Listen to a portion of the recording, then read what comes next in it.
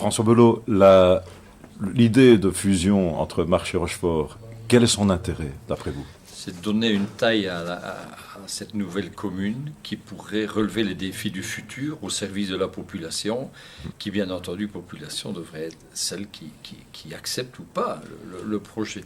Il y a des défis terribles de la digitalisation, des nouveaux métiers, de la nouvelle économie, des nouveaux services qu'il faut rendre, mais la taille de nos communes est insuffisante que pour pouvoir rendre ces services. Et on le voit par exemple dans les collaborations telles que le Pays de Famine, on peut rendre des services parce qu'on a atteint une taille suffisante que pour rendre, par exemple, le fonds énergie, les prêts à taux zéro, c'est parce que nous avons atteint un seuil au-delà duquel on peut donner des prêts de cette nature. Si on n'avait pas fait ça, on n'aurait pas pu le faire.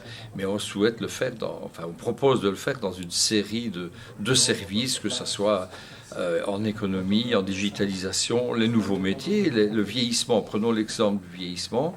Il y a plusieurs maisons de repos, on est confronté parfois à des pathologies dans les familles, et les personnes âgées doivent partir dans d'autres communes, ou parfois très loin, à Fréture, à Spa, à Namur.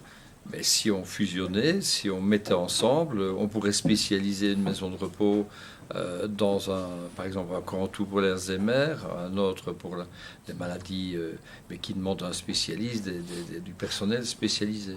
Cette fusion, si elle ne voit jamais le jour, elle viendrait quand? On pourrait l'imaginer quand, cette fusion? Écoutez, je pense qu'il faut entamer la réflexion, il faut en parler autour de nous, aux associations, mais je pense que de toute façon, ça devrait se faire après que les populations l'aient accepté via un référendum. Donc voilà, je pense que ce genre de choses est tellement importante que c'est la population qui doit s'approprier le projet, voir si elles sont d'accord, et si elles sont d'accord, on le fait, si elles ne sont pas d'accord, on ne le fait pas. Et si elles sont d'accord, on peut imaginer qu'elles pourraient intervenir dans les 10 ans déjà?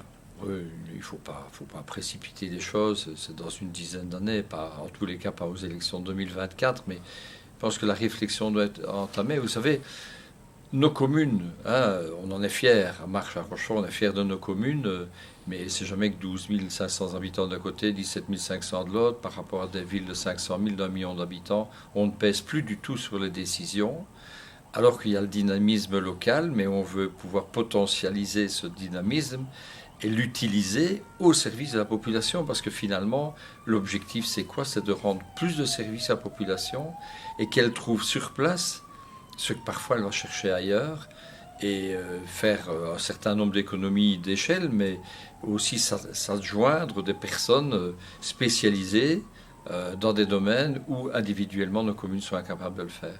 Merci.